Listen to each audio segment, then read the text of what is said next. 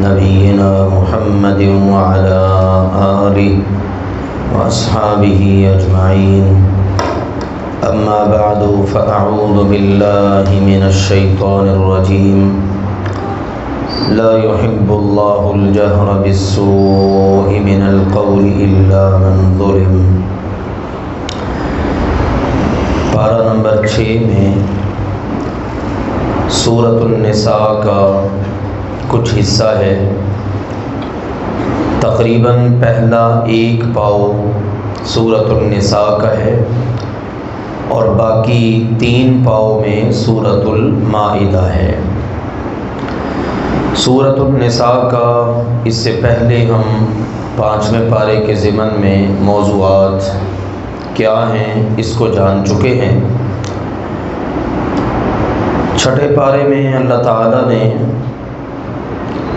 5ویں پارے کے اینڈ پر جو موضوعات تھے انہی کو آگے اللہ تعالیٰ نے ذکر فرما دیا۔ آخر میں یہ تھا کہ آپ نے ایسی مجالس میں نہیں بیٹھنا کہ جہاں پر اللہ کی آیات کا مذاق اڑایا جائے، بلکہ جو لوگ اللہ کی آیات کا مذاق اڑاتے ہیں ان کا انجام بڑا خوفناک ہے۔ منافقین کی حرکات کیا ہیں، یہ چاہتے کیا ہیں، اور حقیقت یہ ہے کہ ان کا چاہنا یا ان کا کرنا ان کی کسی کام نہیں آئے گا۔ یہ اللہ کو دھوکہ دینا چاہتے ہیں، ایمان والوں کو، لیکن یہ اپنے دھوکے میں خود ہی آ جائیں گے۔ اور اے ایمان والوں، تم نے ایمان والوں کو چھوڑ کر ان سے دوستی نہیں کرنی۔ اب اللہ تعالیٰ نے 6 پارے کے اندر انہی باتوں کو ذکر کیا کہ دوستی لگاؤ تو صرف اللہ سے اور اس کے رسول سے اور ایمان والوں سے۔ جو لوگ اللہ پر اور اس کے رسولوں پر ایمان رکھتے ہیں یہی لوگ حقیقت میں سچے مومن ہیں۔ اور ان کے علاوہ جو بہت سارے لوگ جو کفر کے راستے کو اختیار کرتے ہیں، اللہ کے رسولوں کے درمیان تفریق ڈالتے ہیں، اللہ کی آیات پر ایمان نہیں رکھتے، اور اللہ تعالیٰ نے جن باتوں سے منع کیا ہے ان کو اختیار کرتے ہیں، ان لوگوں کا ایمان والوں کے ساتھ کوئی تعلق نہیں ہے۔ پھر ایک اہم مسئلہ تھا کہ معاشرے کے اندر اگر کوئی شخص اپنے اوپر ہونے والے ظلم کو بیان کرتا تو لوگ کہتے یہ تو عجیب بات ہے، آپ کو یہ بات بیان کرنی نہیں چاہیے۔ اللہ تعالیٰ نے یہ بات ارشاد فرمائی، بجا ہے کہ کسی بندے کے اندر اگر کوئی غلطی ہے تو اس کو بیان نہ کرو۔ ایک شکل میں اجازت ہے کہ اگر کسی پر ظلم ہو وہ اس کو بیان کر سکتا ہے۔ لا يحب اللہ الجہر بالسوء من القول الا من ظلم۔ اللہ تعالیٰ برائی کی بات اونچی آواز میں کرنا اس کو پسند نہیں فرماتا۔ ہاں، جس پر ظلم ہوا ہو، مظلوم ہے، وہ بیان کر سکتا ہے کہ میرے ساتھ ظلم ہوا ہے اور میرے ساتھ یہ بندہ ظلم کر رہا ہے۔ اس کا مقصد یہ ہوگا کہ وہ اپنے ظلم کا ازالہ چاہتا ہوگا۔ پھر اگلے رکوع سے تقریباً سیکنڈ لاسٹ رکوع تک اللہ تعالیٰ نے یہود و نصارہ کے حالات اور واقعات ذکر کیے۔ نبی اکرم صلی اللہ علیہ وسلم پر جس طرح اس صورت میں ہم نے پہلے بھی پڑھا، طرح طرح کے اعتراضات کرتے یہود۔ ایک اعتراض یہ کیا کہ اگر آپ اللہ کے سچے رسول ہیں تو جس طرح موسیٰ علیہ السلام پر تورات اتری تو آپ پر یک بارگی تورات کی طرح قرآن کیوں نہیں اترا؟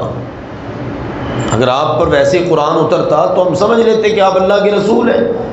اللہ تعالیٰ نے فرمایا میرے مصطفیٰ پریشان ہونے کی ضرورت نہیں ہے، انہوں نے اپنے نبی موسیٰ علیہ السلام سے اس سے بھی بڑے بڑے سوالات اور تقاضے کیے۔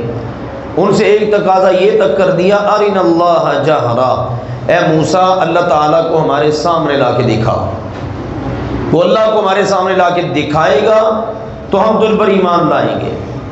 پھر اللہ تعالیٰ نے ان کے جرائم ذکر کیے کہ انبیاء کے قاتل، اللہ کی آیات کے ساتھ انکار کرنے والے، ان کو منع کیا گیا تم نے سودی معاملات نہیں کرنے، لیکن انہوں نے سود کھایا، سود لیا، سود کمایا، سود دیا، اور اس طرح کے بہت سارے ان کے اندر پائے جانے والے جرائم۔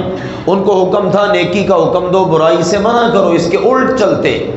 ان کو حکم تھا جو علم تمہیں ملا اس کے مطابق عمل کرو، اس کے برعکس چلتے۔ اللہ کے نبیوں کو انہوں نے نشانہ بنایا، اور کتنی بڑی مثال ہے کہ سیدہ مریم صدیقہ سلام اللہ علیہا پر زنا کا الزام لگا دیا، اور ان کے بیٹے عیسیٰ علیہ السلام کو رسول ماننا تو دور کی بات ہے، ان کے قتل کے خوفناک منصوبے کیے۔ اللہ تعالیٰ نے اپنی قدرت سے معجزاتی طور پر انہیں بچا لیا، لیکن یہ کہا کرتے تھے انا قتلنا المسیح عیسیٰ ابن مریم، ہم نے قتل کیا ہے مسیح عیسیٰ ابن مریم کو۔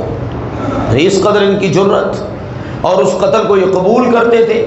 اللہ تعالیٰ نے فرمایا یہ کہتے ہیں نا، اور یہ ان کے کام ہیں، ان کی وجہ سے ہم نے ان پر لعنتیں برسائیں، ان پر اللہ کا غضب ہوا، اور یہ اللہ سبحانہ و تعالیٰ کی رحمت کو کبھی حاصل نہیں کر سکتے۔ سورۃ المائدہ میں کہا کرتے تھے ہم اللہ کے بیٹے ہیں، اللہ کے پیارے ہیں، اللہ کے محبوب ہیں۔ اللہ تعالیٰ نے وہاں بھی یاد دلایا کہ اللہ کے پیاروں کا یہ عمل نہیں ہوتا کہ اللہ کے نبیوں کو ہی قتل کر ڈالیں۔ اللہ کے پیاروں کا کام ہی ہوتا ہے اللہ نے جن کو نبی رسول بنا کے بھیجا ہے نا، ان کی فرما برداری کریں۔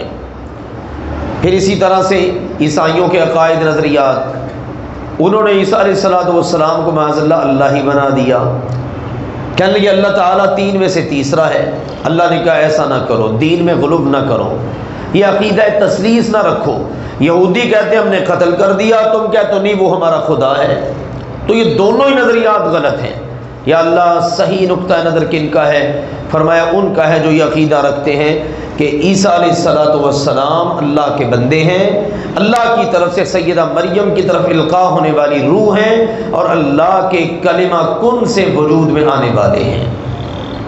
اور پھر بتایا کہ دیکھو محمد صلی اللہ علیہ وسلم کی طرف ہم نے وحی کی ہے، جس طرح کہ ان سے پہلے بہت سارے رسولوں کی طرف ہم نے وحی کی، وہ بھی ہمارے ہی رسول تھے اور یہ بھی ہمارے ہی رسول ہیں، اور ان رسولوں کا کام ہے خوشخبریاں پہنچانا ماننے والوں کو، اور نہ ماننے والوں کو ڈرانا، خبردار کرنا۔ ہم نے بہت سارے رسول مختلف وقتوں میں بھیجے ہیں، بعض رسول ہیں جن کے واقعات ہم نے بیان کر دیے، بعض ہیں جن کے واقعات ہم نے بیان ہی نہیں کیے۔ ایمان والے کا کام ہے کہ وہ بلا تفریق تمام رسولوں پر ایمان رکھتا ہے۔ تو جو لوگ اللہ پر ایمان رکھیں، اللہ کے رسولوں پر ایمان رکھیں، اللہ کی رسی کو مضبوطی سے تھام لے، کامیابی دنیا میں بھی ان کا مقدر ہے، آخرت میں بھی۔ اور جو اس کے برعکس چلتے ہیں وہ دنیا کے اندر بھی ذلیل ہوتے ہیں اور آخرت کے اندر بھی رسوا ہوں گے۔ اس کے بعد اگلی صورت ہے سورۃ المائدہ۔ مائدہ کہتے ہیں دسترخوان کو۔ سیکنڈ لاسٹ رکوع میں واقعہ ذکر ہے، عیسائیوں نے عیسیٰ علیہ السلام سے تقاضا کیا کہ اپنے رب سے دعا کر انزل علینا مائدۃ من السماء تکون لنا عیدا لاولنا وآخرنا وآیۃ منک وارزقنا وانت خیر الرازقین۔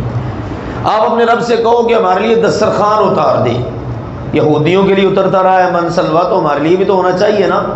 اس طرح کا انہوں نے تقاضا کیا، تو اللہ تعالیٰ نے کہا اچھا ان سے کہو یہ معجزہ پورا ہو سکتا ہے، لیکن یاد رکھنا اگر اس کے بعد بھی انہوں نے بے وفائی کی، حکم عدولی کی، ایمان نہ لائے، تو پھر ایسی سزا ملے گی جو جہان والوں میں کسی اور کو نہیں ملی۔ اگر کہتے ہیں تو ہم ان کے کہنے پر یہ معجزہ پورا کر دکھاتے ہیں۔ تو اس دسترخوان کا جو انہوں نے مانگا اس کا ذکر ہے، اس مناسبت سے اس سورت کا نام ہے سورۃ المائدہ۔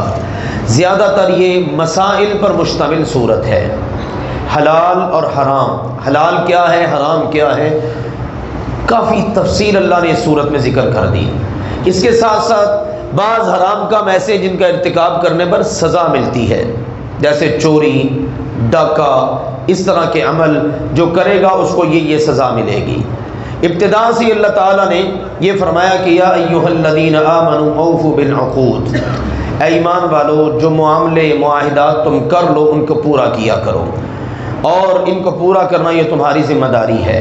اللہ تعالیٰ نے تمہارے لیے ساری چیزیں حلال کر دی ہیں سوائے ان کے جو تم پر حرام کی گئی، اور وہ حرام بھی تمہیں پڑھ کر سنا دی گئی ہیں۔ قرآن پاک میں جا بجا ان کا ذکر ہے، احادیث میں ان کی وضاحت آ گئی۔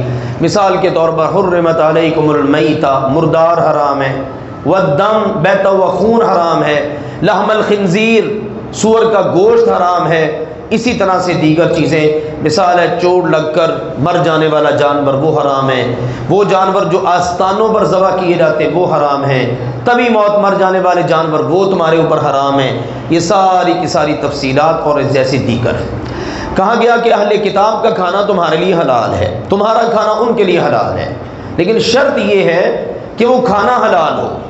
یہ نہیں ہے کہ اہل کتاب یہود و نصارہ تمہیں حرام کھانا پیش کریں اور تم وہ کھا لو۔ ان کا کھانا اگر حلال ہے، حلال چیزیں پیش کریں تو وہ تمہارے لیے اللہ تعالیٰ نے حلال کر دی ہیں۔ اسی طرح مسلمان مرد کا اہل کتاب کی عورت سے نکاح کرنا بھی حلال ہے، شرط یہ ہے کہ پاک دامنی ہو، ٹھیک ہے؟ اور زنا کاری، بدکاری، اس قسم کے معاملات وہ عورت وہ خود بھی پاک دامن ہو، زنا کرنے والی اور اس قسم کی اس کے اندر خرابیاں نہ ہوں، تو یہ ساری شرائط حدود و قیود مقرر کر کے پھر تمہارے لیے اللہ سبحانہ و تعالیٰ نے اجازت رکھی ہے کہ تم یہود و نصارہ کی یعنی اہل کتاب کی عورتوں سے نکاح کر سکتے ہو۔ پھر اسی طرح یہ بات جو پیچھے بھی ذکر ہوئی سورۃ النساء میں، گواہی کی بڑی اہمیت ہے، تو یہاں پر جا بجا یاد دلایا گیا مسلمانوں تم نے عدل انصاف کی گواہی پر قائم رہنا ہے، اور جہاں اس کی ضرورت پڑے اس کو تم نے پورا وثوق کے ساتھ، استقامت کے ساتھ تم نے اس کو پورا کرنا ہے۔ پھر اسی طرح آگے چل کر اللہ سبحانہ و تعالیٰ نے ڈاکہ مارنے کی سنگینی کو ذکر کیا کہ جو لوگ یہ کرتے ہیں، ڈاکے مارتے ہیں، لوگوں کا مال لوٹتے ہیں، ان کے ہاتھ پاؤں مخالف سمت سے کاٹ دیے جائیں۔ اب آپ دیکھیے، جس کو ایک مرتبہ یہ سزا مل گئی تو معاشرے کے اندر دوسری مرتبہ ڈاکہ نہیں پڑے گا، کا چور ہے یا چورنی ہے ان کا ہاتھ کاٹ دو۔ اب کوئی کر کے تو دیکھیں، اگر ایک کو سزا مل گئی معاشرے سے چوری ختم ہو جائے گی۔ اب دیکھو نا، نبی اکرم صلی اللہ علیہ وسلم نے باقاعدہ ان حدود کو نافذ کیا۔ آج مسلم حکمران ہوتے ہیں، مسلمانوں کے ووٹوں سے برسر اقتدار آتے ہیں، اور معاذ اللہ ہمارے رب کی ان اتاری ہوئی حدود اور قیود کو کہتے ہیں یہ ظالمانہ سزائیں ہیں، معاذ اللہ ثم معاذ اللہ۔ خود جو چور ہوتے ہیں، پتہ ہے نا کہ اگر چوری کی سزا نافذ ہوگی تو سب سے پہلے تو ہمارے ہاتھ کٹیں گے، اس لیے ان کو اللہ تعالیٰ معاف فرمائے، اللہ تعالیٰ کی نازل کردہ یہ باتیں ظالمانہ لگتی ہیں۔ اسی طرح کہا گیا کہ اگر کسی کا ناحق قتل کیا گیا تو اس طرح ہے جس طرح ساری انسانیت کا قتل کر دیا گیا۔ پھر اسی طرح آگے چل کر اللہ سبحانہ و تعالیٰ نے قسم کا کفارہ ذکر کر دیا کہ قسم اگر کوئی بندہ جان بوجھ کر کھا لیتا ہے پھر اس کو پورا نہ کر سکے، فَكَفَّارَتُهُ إِطْعَامُ عَشَرَةِ مَسَاكِينَ، یہ سورۃ المائدہ کا 7ویں پارے کا حصہ ہے۔ تو 10 مسکینوں کو کھانا کھلائے یا ان کو لباس پہنائے یا ایک گردن آزاد کرے۔ اگر ان میں سے کسی ایک کی طاقت نہیں ہے تو پھر لگاتار 3 روزے رکھ لے۔ پھر جوئے کی حرمت ہے، شراب کی حرمت ہے، قسمت آزمائی کے تیر ہیں، یہ لاٹری سسٹم، یہ دیگر بہت سارے معاشروں کے اندر معاملات چلتے ہیں، اللہ تعالیٰ نے پھر ان سب پر پابندی لگا دی۔ احرام کی حالت میں کیا کیا پابندیاں ان کا ذکر کر دیا۔ حرمت کی حالت، احرام کی حالت کے اندر تمہارے اوپر یہ فلاں فلاں چیزیں حرام، مثلا شکار کرنا حرام ہے، شکار نہیں تم کر سکتے، اور اسی طرح کے دیگر معاملات۔ اور کعبۃ اللہ کی حرمت، اس کا تمہیں اندازہ ہونا چاہیے کہ وہاں جا کر تم گناہ کرنے کا سوچ بھی نہیں سکتے، اور یہ بات بھی یاد رکھو کہ ناپاک اور پاک برابر کبھی بھی نہیں ہو سکتے۔ اللہ تعالیٰ پاک سے محبت کرتا ہے، تمہیں بھی اسی بات کو اہمیت دینی چاہیے۔ پھر اسی طرح مسلمانوں بلا وجہ کے سوالات نہ کیا کرو جن کا عقیدے سے، عمل سے کوئی تعلق نہیں۔ بعض اوقات تم ایسے سوالات کرتے ہو کہ اگر ان کا جواب تمہارے سامنے واضح کر دیا جائے نا پھر تمہیں بڑا برا لگتا ہے۔ بعض لوگ آتے تھے اس وقت، ظاہر ہے زمانہ جاہلیت میں پیدا ہوئے، اب باپ کا نہیں پتہ، ایک آنے والے نے کہا جی میرے باپ کا بتائیے، میرا باپ کون ہے؟ اللہ تعالیٰ نے آیت اتار کر منع کر دیا، اس قسم کے سوالات نہ کرو، اگر تمہیں ان کا جواب دے دیا گیا نا پھر تمہیں بڑا برا لگے گا۔ ایک قوم نے اس سے پہلے سوالات کیے اور پھر جب ان کو جوابات ملے انہوں نے اس کے مطابق عمل بھی نہیں کیا۔ پھر کہا اے ایمان والو تم اپنے آپ کو مضبوطی سے دین پر قائم رکھو، دین پر چلاتے رہو، دین کے اوپر قائم رہو۔ جو شخص اپنے آپ کو دین پر قائم کر لے گا نا، گمراہ بندہ اس کا کچھ بھی نہیں بگاڑ سکتا، جتنا مرضی وہ زور لگا لے۔ پھر گواہی کا موضوع ہے، گواہی کس طرح سے دینی ہے، کتنے افراد کی گواہی ہے، 2 عادل مسلمان گواہ ہوں، اگر 2 میسر نہیں تو ایک مرد کی جگہ پہ 2 عورتوں کی گواہی ہو سکتی ہے۔ بعض اوقات سفر ہوتا ہے، سفر کے اندر بعض چیزوں کی ضرورت پڑ جاتی ہے تو تو اللہ تعالیٰ نے اس حوالے سے بھی ہدایت ارشاد فرمائی کہ جس وقت سفر مکمل ہو جائے تو اللہ کے نبی صلی اللہ علیہ وسلم یا وقت کا امام وہ مسجد میں طلب کرے ان کو، اور وہاں پر ان سے گواہی لے، اور انہوں نے اس وقت حق کے ساتھ عین عدل و انصاف والی گواہی کو پیش کر دینا ہے۔ اس طرح سے اللہ تعالیٰ نے گواہی اور دیگر امور کا اس صورت مبارکہ میں ذکر کیا، اور ایک بڑی خوبصورت دلچسپ بات ضمناً ذکر فرمائی قدر تفصیل کے ساتھ، اے ایمان والو تم نے ان سارے معاملات میں، حلال کا معاملہ ہے، حرام کا معاملہ ہے، معاشرتی مسائل ہیں، عقائد کے معاملات ہیں، تم نے یہود و نصارہ کے نقش قدم پر نہیں چلنا، ان کو اپنا دوست بھی نہیں بنانا، حتیٰ کہ جو لوگ تمہارے دین کا مذاق بناتے ہیں ان کو بھی اپنا دوست نہیں بنانا۔ ان کی ساری تاریخ پڑھ کر دیکھ لو کیا ان کے حالات تھے، انہوں نے کیا کیا، اللہ نے جو حکم دیا انہوں نے اس کے مطابق عمل ہی نہیں کیا، اللہ تعالیٰ کی شریعت کو پامال کیا، اللہ کے نبیوں کی نافرمانی کی، اللہ کی کتاب کے احکامات کو روند ڈالا، اپنی مرضی سے ان کے اندر تحریفات کر دی، اللہ کے نبیوں کو اتنا مقام دیا کہ ان کو اللہ ہی بنا دیا۔ عیسائی کہنے لگے عیسیٰ علیہ السلام اللہ کا بیٹا ہے، اس میں وہ بھی ذکر ہے ان اللہ ثالث ثلاثہ، اللہ تین میں سے تیسرا ہے۔ تو مسلمانوں تم نے ایسا کوئی عقیدہ نہیں رکھنا، ہاں اگر کوئی ڈاما ڈول ہے پھرنا چاہتا ہے ابھی پھر جائے، اور یاد رکھو مسلمانوں من یرتد منکم عن دین، تم میں سے جو کوئی اپنے دین سے پھرنا چاہتا ہے وہ پھر جائے، جو اللہ کے دین سے پھر جائے گا وہ اللہ کا کچھ بھی نہیں بگاڑ سکے گا۔ اللہ تعالیٰ ان کی جگہ پر ایسے لوگوں کو لے آئے گا جو اللہ کے دین پر عمل کریں گے، اللہ کی راہ میں جہاد کریں گے، ان کو کہ پھر کسی ملامت کرنے والے کی ملامت کا کوئی خوف نہیں ہوگا۔ مسلمانوں یہ تعلیم تمہارے لیے اللہ کی ہے، تمہارا دوست اللہ ہے، تمہارے دوست اللہ کے رسول ہیں، اور تمہارے دوست ایمان والے ہیں جو نماز قائم کرتے ہیں، زکوٰۃ دیتے ہیں، رکوع کرتے ہیں۔ یہ اللہ کی پارٹی ہے، اور اللہ کی پارٹی ہمیشہ غالب آنے والی ہے۔ پھر اس کے ساتھ ساتھ یہود و نصارہ کا پورا اللہ تعالیٰ نے ذکر کر دیا، ان سے اللہ تعالیٰ نے وعدے لیے، ان پر 12 سردار مقرر کر دیے کہ تم نے یہ جو ہدایات دی جا رہی ہیں نا ان پر ان سے عمل کروانا ہے، لیکن انہوں نے کیا کیا، کسی چیز کی پرواہ نہ کی، ان معاہدوں کو توڑ ڈالا، اللہ کی آیات کو پس پشت ڈال دیا، اللہ کے ساتھ پکے وعدے کر کے قسمیں کھا کر ان کو بھی توڑ ڈالا۔ عیسیٰ علیہ السلام کو اللہ تعالیٰ بنا دیا، اللہ کی کتاب جو اتری تھی اللہ نے کہا اس کے مطابق فیصلے کرنے، انہوں نے اس کے مطابق فیصلے ہی نہیں کیے۔ موسیٰ علیہ السلام کا مبارک زمانہ آیا، موسیٰ علیہ السلام مبعوث ہوئے، اور ان سے پہلے کتنا ان پر ظلم ہوتا تھا، انہوں نے مانگ مانگ کے اللہ تعالیٰ سے لیے۔ موسیٰ علیہ السلام نے کہا کہ چلو اب میرے ساتھ مل کر دشمن سے لڑو، آؤ جہاد کرتے ہیں، اللہ مدد کرے گا۔ کہنے لگے اذهب انت وربك فقاتلا، اے موسیٰ تو اور تیرا رب جاؤ، جا کر لڑو، ہم تو یہاں بیٹھے ہیں۔ بعض لوگوں نے بیچ میں سے کہا بھئی اللہ کا رسول ہے، اللہ کا رسول تمہیں کہہ رہا ہے، وہ ان کے مخالف بن گئے کہ تم ہمیں کون ہوتے ہو نصیحت کرنے والے۔ جب یوں اللہ سبحانہ و تعالیٰ کے فرامین کی انہوں نے حکم عدولی کی تو اللہ تعالیٰ نے پھر اگلی بستیاں جن کو انہوں نے پہلے فتح کرنا تھا، اللہ تعالیٰ نے بستیوں کو ان پر حرام کر دیا، اور پھر کھلے میدانوں میں وادی طی وغیرہ کے اندر وہ سر پٹکتے رہے، اور 40 سال تک وہیں پر رہے، اور اللہ تعالیٰ نے ان کو یوں دنیا کے اندر سزا سے دوچار کیا۔ یہ سب کچھ کرنے کے باوجود کہتے تھے ہم اللہ کے پیارے ہیں، اللہ کے لاڈلے ہیں۔ اللہ نے فرمایا اگر تم اللہ کے پیارے ہو، بیٹے ہو، اللہ کے محبوب ہو، تو پھر یہ بتاؤ اللہ تمہیں تمہارے گناہوں کی وجہ سے عذاب کیوں دیتا ہے؟ حقیقت یہ ہے کہ تم بھی اللہ کے بندے ہو، اور اللہ کا قانون سب کے لیے ایک ہے، جو نیک عمل کرے گا اللہ سے اجر ثواب پائے گا، اور جو برا عمل کرے گا اللہ سے اس کی سزا اور عذاب پائے گا۔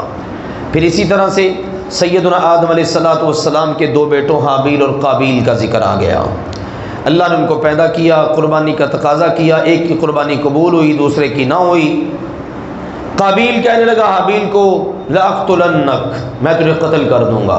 اس نے کہا بھائی میرا کیا قصور ہے، قربانی تو ہم دونوں بھائیوں نے کی ہے، قبول اللہ نے کی ہے، اللہ نے نہیں قبول کی، یہ تو اللہ کا کام ہے۔ انہوں نے کہا بس جو کچھ بھی ہے تیری قربانی قبول ہوگی، میری نہیں ہوئی۔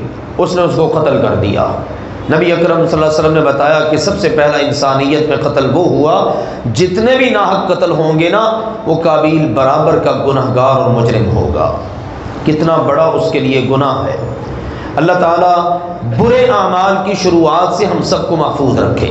اسی لیے حدیث میں آتا ہے جس نے کسی اچھے کام کا آغاز کر دیا جب تک وہ کام ہوتا رہے گا اچھے کام کا آغاز کرنے والے کو ثواب ملتا رہے گا، اور اگر کسی نے برے کام کا آغاز کیا جب تک وہ برا کام ہوتا رہے گا اس کو عذاب ہوتا رہے گا۔ اس لیے کوشش زندگی میں کرنی چاہیے اچھے کام کی بندہ شروعات کرے، اچھے کاموں کو لے کر آگے چلے۔ اب اس نے قتل تو کر دیا، اب اس کو سمجھ نہیں آ رہی اس کا کیا کروں۔ اللہ تعالیٰ نے اسی وقت 2 کوے بھیجے، وہ آپس میں لڑے، ایک نے دوسرے کو قتل کر دیا، مار دیا، اور پھر اس کے بعد اس نے زمین کھودی اور اس کے اندر اس کے میت کو دبا دیا۔ اب قاتل کو سمجھ آئی، او ہو میں نے جس کو قتل کیا ہے اس میت کا میں نے تو یہ بندوبست کرنا ہے۔ اللہ سبحانہ و تعالیٰ نے ایک جانور کے ذریعے تعلیم دے دی، تو اللہ تعالیٰ نے اس واقعہ کا ذکر کیا اور یہاں پر یہ سبق دیا ہے کہ یوں ناحق چلنا کسی بھی انسان کے لیے اور خاص طور پر کسی مسلمان کے لیے جائز نہیں۔ اس کو چاہیے اپنے عمل کو اچھا کرے، اپنی اصلاح کرے، اپنے آپ کو اچھے انداز میں لے کر چلے۔ پھر اسی طرح یہ اہم بات کہ رسول اکرم صلی اللہ علیہ وسلم کو یہ بہت ستاتے، تنگ کرتے، آپ علیہ الصلوۃ والسلام پر طرح طرح کے الزامات لگاتے، کہتے یہ کنجوس ہے، بخیل ہے، معاذ اللہ، خود اللہ کے بارے میں کہہ دیا ید اللہ مغلولہ، اللہ کے ہاتھ بھی بند ہیں۔ اللہ تعالیٰ نے ان کی ان خباثتوں کا اور بکواسات کا یہاں پر جواب دیا ہے اور کہا میرے پیغمبر آپ کو ان باتوں سے پریشان ہونے کی ضرورت نہیں ہے۔ یہ وہ لوگ ہیں جو سود کھانے والے، جھوٹ پر کان لگانے والے، آپ کی باتوں کو غور سے سنتے ہیں، اب آپ کے پاس بعض اوقات فیصلے بھی کروانے کے لیے لے کر آتے ہیں۔ ہاں یہ یاد رکھیں جب کبھی آپ کے پاس بات لے کر آئے نا فیصلہ کروانے کے لیے تو آپ نے عدل انصاف کے ساتھ 2 ٹوک ان کے درمیان فیصلہ کر دینا ہے۔ اس بات کی پرواہ نہیں کرنی کہ آپ کے دشمن ہیں، آپ کو کوئی نقصان پہنچائیں گے یا آپ کا کچھ بھی نہیں بگاڑ سکتے۔ ان کو تو ہم نے کہا تھا عدل اور انصاف کے ساتھ فیصلے کرنے، تورات تمہارے پاس ہے اس کے مطابق فیصلے کرو، انہوں نے ایسا بالکل بھی نہیں کیا۔ اب بھی اللہ کی شریعت وہی والی ہے جو پہلے تھی، قصاص بالکل اسی طرح اس کا قانون نافذ ہے۔ کوئی کان کاٹ دے قصاص میں کان کاٹا جائے گا، کوئی آنکھ پھوڑ دے قصاص میں آنکھ پھوڑی جائے گی، کوئی ناک کاٹ دے قصاص میں ناک کاٹی جائے گی۔ اسی طرح سے کوئی اگر کسی کو قتل کر دے گا قصاص میں قتل کیا جائے گا۔ اور یہ سارے کے سارے قوانین، اصول، ضابطے، حدود، سزائیں، تعزیرات، یہ سارے کا سارا نظام اس سے پہلے والی کتابوں کے اندر بھی اللہ سبحانہ و تعالیٰ نے نازل فرما دیا ہے۔ سیدنا عیسیٰ کو اور سیدہ مریم کو انہوں نے اللہ ہی بنا دیا۔ اللہ نے کہا یہ اللہ کیسے بن سکتے ہیں؟ کانا یاکلان الطعام، دونوں ماں بیٹا کھانا کھایا کرتے تھے۔ اب جس کو کھانے کی ضرورت ہو، بھوک لگتی ہو، حاجت ہو، وہ رب کیسے بن سکتا ہے؟ پھر جس وقت کھانا کھائے گا اس کے ہضم کی بھی ضرورت ہے، بیت الخلاء میں جانے کی بھی ضرورت ہے، کتنی ساری مجبوریاں ہیں۔ اس لیے سنو، عبادت کے لائق صرف اور صرف اللہ سبحانہ و تعالیٰ کی ذات ہے۔ ان کے یہ کرتوت ہے، ان کی یہ لمبی چوڑی لسٹ ہے کہ انہوں نے اس طرح کی حکم عدولیاں کی، یہودیوں نے، عیسائیوں نے۔ اس لیے لعن الذین کفروا من بنی اسرائیل علی لسان داؤد و عیسی ابن مریم، سیدنا داؤد اور سیدنا عیسیٰ علیہ السلام کی زبان مبارک سے بنی اسرائیل کے ان کافروں کو ہمیشہ کے لیے ملعون قرار دے دیا گیا۔ تھوڑا بہت فرق ہے، عیسائی ذرا شدت پسند نہیں ہے، یہودی زیادہ شدت پسند ہے۔ اللہ نے کہا مسلمانوں تمہارا سب سے خوفناک شدید ترین دشمن اگر کوئی روئے زمین پر ہے نا تو وہ یہودی ہیں۔ عیسائی قدرے تمہارے قریب ہیں، ان کے اندر ذرا نرمی پائی جاتی ہے۔ پھر واقعہ بھی پیش آ گیا تھا جب مسلمان گئے حبشہ، نجاشی کے دربار میں پہنچے تو نجاشی کے سامنے جعفر رضی اللہ تعالیٰ عنہ نے قرآن پاک پڑھا تھا، سورہ مریم کی تلاوت کی تھی، اس نے سنا، وہ بھی سن رہا ہے، اس کے سارے درباری بھی سن رہے ہیں، آنکھوں سے آنسو جاری ہیں، رو رہے ہیں اللہ کا کلام سن کر۔ اللہ نے یہاں پر ذکر کیا وَإِذَا سَمِعُوا مَا أُنزِلَ إِلَى الرَّسُولِ، جب انہوں نے وہ کلام سنا جو رسول پاک کی طرف اتارا گیا ہے تو تَرَىٰ أَعْيُنَهُمْ تَفِيضُ مِنَ الدَّمْ، تو ان سب کی آنکھیں بہہ پڑی۔ جب نجاشی نے پوری بات سن لی، قرآن پاک کی آیات کو سن لیا، کیونکہ نجاشی کو بتایا گیا تھا کہ مسلمانوں کا عیسیٰ علیہ السلام کے بارے میں نقطہ نظر تمہارے نقطہ نظر کے خلاف ہے۔ جب وفد پہنچا نا مکے والوں کا کہ بھئی ان کو بھیجو ہمارے وطن میں واپس، یہ ہجرت کر کے تمہارے پاس آ گئے، بڑے بڑے الزامات لگائے، انہوں نے ہمارا دین چھوڑ دیا، یہ بھگوڑے ہیں، یہ ہمارے غلام ہیں، تمہارے ملک میں آ کے پناہ لے لی ہے۔ اس نے کہا اچھا پہلے میں بلا کے ان کو سنوں گا تو پھر کوئی فیصلہ کروں گا۔ بلایا، بلا کے ساری بات چیت کی، انہوں نے کہا کہ ہمارے نبی نے آ کر ہمیں دعوت دی، مسلمانوں نے کہا یہ ہمارے دشمن بن گئے، ہم ہمارا اپنا دین اپنی جان بچا کر آپ کے ملک میں آ گئے ہیں۔ انہوں نے اگلا پتہ کھیلا کہ ان کی تعلیمات تو تمہارے بالکل خلاف ہیں، یہ دیکھو نا عیسیٰ کو کیا سمجھتے ہیں۔ جعفر رضی اللہ تعالی عنہ نے پھر سورہ مریم پڑھی تھی، جس میں نقطہ نظر ہے عیسیٰ علیہ السلام کے بارے میں مسلمان کا عقیدہ کیا ہے، سیدہ مریم کے بارے میں عقیدہ کیا ہے۔ جب وہ نجاشی نے اور اس کے سارے درباریوں نے، سارے علماء نے ان کے سنا، سب رو رہے ہیں، تلاوت مکمل ہوئی تو نجاشی نے زمین سے ایک تنکا اٹھایا، اس نے کہا جس اللہ نے یہ کلام اتارا نا اس کی قسم اٹھا کے کہتا ہوں ہمارے اور مسلمانوں کے عیسیٰ علیہ السلام کے نقطہ نظر میں اس تنکے کے برابر بھی فرق نہیں ہے۔ پھر اس نے کہا تھا مسلمانوں جاؤ تم حبشہ میں رہو جب تک تمہارا دل چاہے، کوئی تمہیں یہاں کوئی نقصان نہیں پہنچا سکتا۔ یہی نجاشی پھر جب فوت ہوا تھا نا تو نبی اکرم صلی اللہ علیہ وسلم مدینہ منورہ میں تھے، آپ کو اطلاع ملی تو آپ نے کہا دور زمین کے ایک حصے میں تمہارا بھائی فوت ہو چکا ہے، آؤ مسلمانوں ہم اس کی نماز جنازہ ادا کریں۔ پھر باقاعدہ آپ نے ان کی غائبانہ نماز جنازہ ادا فرمائی تھی۔ یوں نبی اکرم صلی اللہ علیہ وسلم احسانات کا خوبصورت بدلہ دینے والے تھے۔ تو اس وقت کے واقعہ کو اللہ تعالیٰ نے یہاں پر پیش کیا ہے۔ تو مقصد یہ ہے کہ یہ سورہ مبارکہ جہاں حلال اور حرام کے حکم احکام پر مشتمل ہے، وہاں پر ساتھ ساتھ یہود و نصارہ کی روش کو بھی ذکر کر دیا گیا کہ دیکھو مسلمانوں تم نے ان کے نقش قدم پر قطعاً نہیں چلنا۔ ان کا حال یہ ہے کہ ان کے لیے جو چیز حلال ہوئی انہوں نے اس کو حرام کر لیا، جو حرام تھی اس کو حلال کر لیا، خود سے حلال حرام کرنے والے بن گئے۔ اس کے بعد میرے عزیزوں اگلی صورت ہے 7ویں پارے کے اندر سورۃ الانعام، جو آدھے پارے سے زیادہ پر مشتمل ہے۔ سورۃ الانعام کا اول سے لے کر آخر تک موضوع وہی ہے جو سورۃ المائدہ کا ہے تقریباً، لیکن اس کے اندر اللہ تعالیٰ نے عقائد کو بھی بڑی وضاحت کے ساتھ بیان کیا۔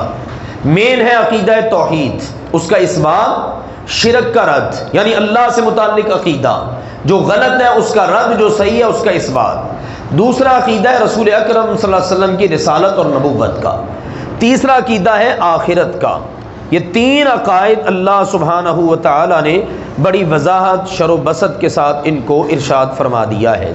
اس کے ساتھ ساتھ حلال اور حرام کے حکم احکام، اور زیادہ تر حلال اور حرام کا تعلق جانوروں کے ساتھ ہے۔ الانعام ویسے بھی چوپائے جانوروں کو کہتے ہیں۔ کون سے چوپائے جانور حلال ہیں، کون سے حلال نہیں ہیں، اللہ تعالیٰ نے ان کا بڑی وضاحت کے ساتھ تفصیل کے ساتھ اس سورہ مبارکہ کے اندر ذکر کر دیا۔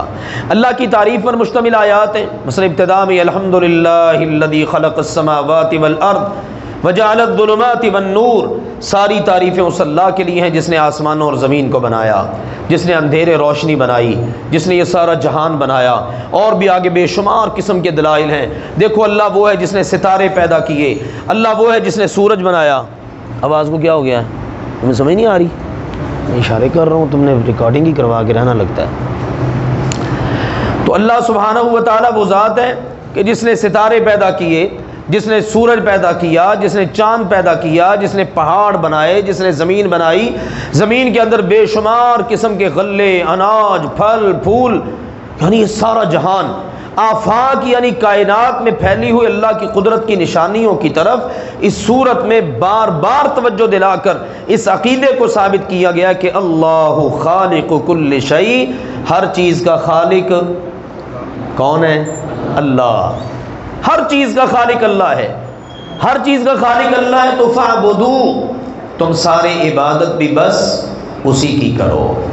یہ بڑی خوبصورت دلیل ہے۔ سارے آسمان بنانے والا، ساری زمین بنانے والا، ہوائیں چلانے والا، یہ پہاڑ بنانے والا، کائنات کے اندر تصرف کرنے والا، ہر چیز کو پیدا کرنے والا، یہ ساری دلیلیں اس بات کی کہ اللہ وحدہ لا شریک ہے، یہ سب کرنے والا، تو عبادت بھی بس اسی کی ہونی چاہیے۔ لوگ اس کے بارے میں طرح طرح کی باتیں کرتے ہیں، وہ اللہ کون ہے، کہاں پر ہے، کہاں وہ اللہ آسمانوں پر ہے، اس کو کوئی آنکھ پا نہیں سکتی، دیکھ نہیں سکتی کوئی آنکھ اس کو، وہ ہر ایک کو دیکھ رہا ہے، یہ اس کی صفت ہے، یہ اس کی شان ہے۔ اب ضروری نہیں ہے کہ تم کہو وہ اللہ میں نظر آئے تو ہم اس کی عبادت کریں، ایسی عبادت اللہ کے قابل قبول نہیں ہے کہ بندہ اس قسم کا نقطہ نظر رکھے کہ اللہ نظر آئے گا تو ہم عبادت کریں گے۔ جب یہ سوچ شیطان نے انسانوں کے دلوں میں ڈالی نا، پھر کام خراب ہوا۔ انہوں نے پھر اللہ کی تشریح بنا لی، اللہ کی مثیل بنا لی، جگہ جگہ اللہ کو ثابت کرنے کی کوشش کی۔ اللہ تعالیٰ نے اس صورت میں ان سب کا رد کر دیا، اور یہ عقیدہ شرک کا رد کرنے والی ایک شاندار صورت ہے۔ کہا جب اللہ تعالیٰ کے علاوہ کوئی پیدا کرنے والا نہیں ہے، کوئی مالک نہیں ہے، تو پھر عبادت میں اللہ کا شریک کو کیسے بن سکتا ہے؟ لاؤ کائنات میں کوئی ایک ایسی ہستی جس نے کچھ پیدا کیا ہو۔ پھر اللہ نے 18 نبیوں کا نام لیا، 18 نبیوں کا نام لے کر کہا ان کے آباء و اجداد، ان کی اولادیں، ان کے بڑے، ان کے بھائی، یہ سارے کے سارے دین پر چلنے والے تھے، لیکن اگر بالفرض ان سے بھی شرک ہو جاتا نا تو ان کے بھی سارے عمل ضائع ہو جاتے۔ پھر بڑے خوبصورت سوالات کے ذریعے بھی باتیں سمجھائی۔ مثلا کہا قل اغیر اللہ ابغی ربا وہو رب کل شیء، میرے پیغمبر آپ فرمائیے کیا اللہ کو چھوڑ کر میں کوئی اور رب تلاش کر لوں؟ اللہ کون ہے جی؟ فاطر السماوات والارض، اللہ وہ ہے جس نے آسمانوں کو پہلی مرتبہ پیدا کیا بغیر کسی نمونے کے، زمینوں کو پیدا کیا بغیر کسی نمونے اور محتاجگی کے، وَهُوَ يُطْعِمُ وَلَا يُطْعَمُ، اور وہ ہر چیز کو کھلاتا ہے اور خود نہیں کھاتا۔ اس طرح کے دلائل دیے گئے ہیں زبردست قسم کے۔ اللہ وہ ہے جو کھاتا نہیں ہے، سب کو کھلاتا ہے۔ اللہ وہ ہے جس نے اپنے رسولوں کو بھیجا، اللہ وہ ہے جو ساری کائنات کے اندر تصرف کرتا ہے، اللہ وہ ہے جس کا ساری کائنات کے اوپر حکم چلتا ہے۔ پھر ابراہیم علیہ السلام کا واقعہ بھی ذکر ہے کہ انہوں نے ستاروں کو دیکھا تو کہا اچھا یہ میرے رب ہو سکتے ہیں، لوگ ان کو معبود بنائے بیٹھے، ستارے ڈوب گئے، غروب ہو گئے۔ کھان لو، جو غروب ہو جائے نا وہ رب نہیں ہو سکتا، جو اپنے آپ کو نہیں سنبھال سکا وہ ہمیں کیا سنبھالے گا؟ چاند طلوع ہو گیا، کہا اچھا یہ میرا رب ہے، وہ بھی غروب ہو گیا، کہا میں غروب ہونے والوں سے محبت نہیں کرتا۔ سورج طلوع ہوا، قوم کو سمجھا رہے تھے، دعوت دے رہے تھے، کہا اچھا یہ سب سے بڑا یہ میرا رب ہو سکتا ہے، وہ بھی غروب ہو گیا۔ کہا میری قوم کے لوگوں میں تمہارے شرک سے بری ہوں، بھئی مجھے تمہارا شرک سمجھ میں نہیں آتا، میرا رب تو اللہ ہے جس سے پہلے کچھ نہ تھا اور جس کے بعد بھی کچھ نہ ہوگا، اول بھی وہ ہے، آخر بھی وہ ہے، ظاہر بھی وہ ہے، باطن بھی وہ ہے۔ میں تو اسی پر عقیدہ رکھتا ہوں اور میں اس کے علاوہ کسی سے نہیں ڈرتا، اسی کی عبادت کرتا ہوں۔ یوں سیدنا ابراہیم علیہ السلام نے اپنی قوم کو واضح الفاظ میں پیغام دے دیا۔ تو اس صورت کے اندر دوسرا عقیدہ، عقیدہ رسالت۔ کہا کرتے تھے کہ اگر اللہ کا رسول بن کے آنا ہوتا تو کوئی فرشتہ آتا۔ اللہ نے کہا جس وقت زمین پر انسان آباد ہے تو انسانوں کے لیے رسول بھی انسان ہی ہونا چاہیے۔ اللہ نے فرشتوں کی طرف رسول نہیں بھیجا، فرشتوں کی طرف رسول آتا تو فرشتہ رسول بن کے آتا۔ اب رسول بن گیا ہے کن کی طرف؟ انسانوں کی طرف، تو رسول انسان ہی ہونا چاہیے نا۔ تو اللہ تعالیٰ نے کہا اگر بالفرض میں فرشتے کو بنا کے بھیج دیتا تو انہوں نے کہا لو فرشتے کی تو ضرورت ہی کوئی نہیں ہے، نہ یہ کھاتا ہے، نہ یہ پیتا ہے، نہ اس کے بیوی بچے ہیں، نہ اس کی کوئی ضروریات ہے، تو ہم اس کے پیچھے کیسے چلیں؟ اس نے تو کرنی ہے ہر وقت اللہ کی عبادت ہے، ہم کیسے کریں؟ ہماری تو اور بڑی ضروریات ہیں۔ تو اس لیے فرشتہ کبھی بھی ان کے لیے نمونہ نہیں بن سکتا تھا۔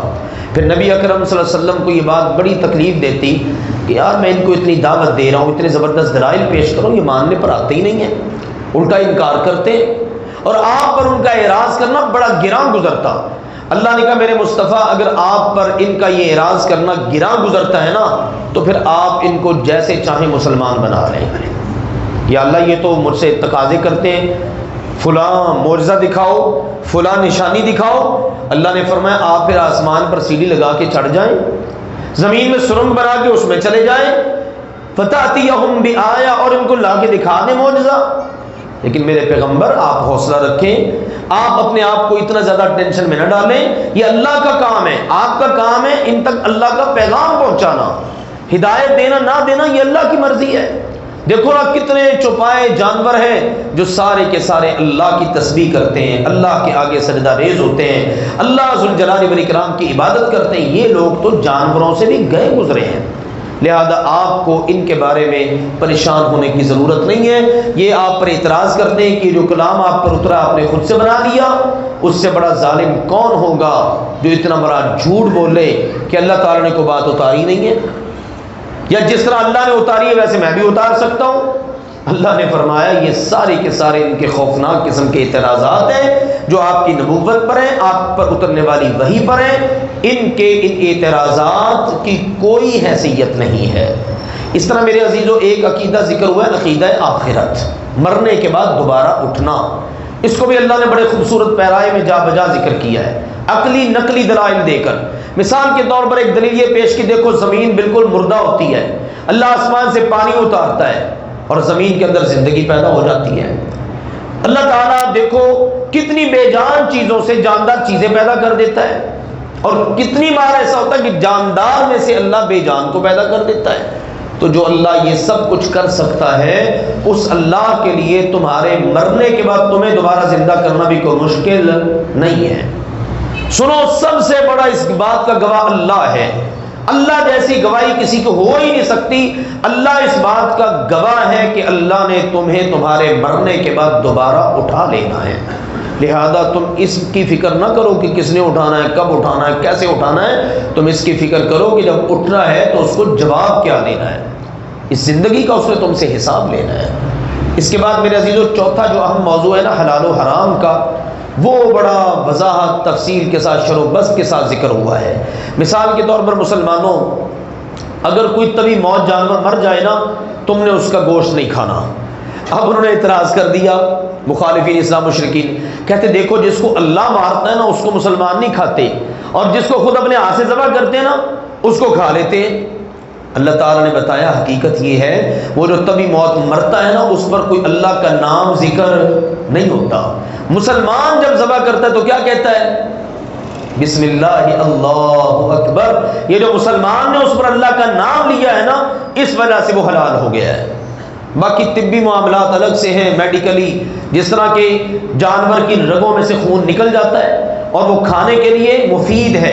اگر اس کی رگوں میں سے خون نہ نکلے تو وہ کھانے کے لیے مفید نہیں ہوتا، نقصان دہ ہوتا ہے.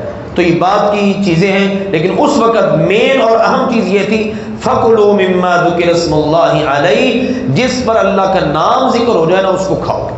انہوں نے خود سے پابندیاں لگا لی تھی، یہودیوں نے بھی اور مشرکین مکہ نے بھی. یہ جانور ہے، اس نے اتنے بچے جنم دے دیے، یہ ہمارے لیے حرام ہے، اس پر ہم سواری نہیں کر سکتے. یہ جانور ایسا ہے، یہ ایسا ہے، یہ ہمارے لیے حلال ہے، یہ حرام ہے. خود سے لگا لی، ان کے نام بھی خود سے رکھ لیے. اسی طرح سے یہودیوں نے کیا، یہ ہمارے لیے حلال ہے، یہ ہمارے لیے حرام ہے. اللہ سبحانہ و تعالیٰ نے ان کے سارے معاملات کو بالکل کینسل کر دیا اور کہا حلال وہ ہے جس کو اللہ حلال قرار دے، حرام وہ ہے جس کو اللہ حرام قرار دے دے. مسلمانوں تم نے بالکل سیدھے راستے پر چلنا ہے، اپنے پیارے نبی کے نقش قدم پر چلنا ہے. قرآن تمہیں جو ہدایات دیتا ہے اس کے مطابق چلتے چلو، نبی پاک کے نقش قدم پر چلو. یہ صراط مستقیم ہے. تمہاری رہنمائی کے لیے اللہ تعالیٰ نے آسمان سے ایک بڑی مبارک کتاب اتار دی ہے، بس اس کے مطابق چلو. باقی ادھر ادھر سے جتنی باتیں وہ یہ کہہ رہا ہے، وہ یہ کہہ رہا ہے، ان کا یہ اعتراض ہے، اس کے اندر اپنے وقت کو ضائع نہ کرو.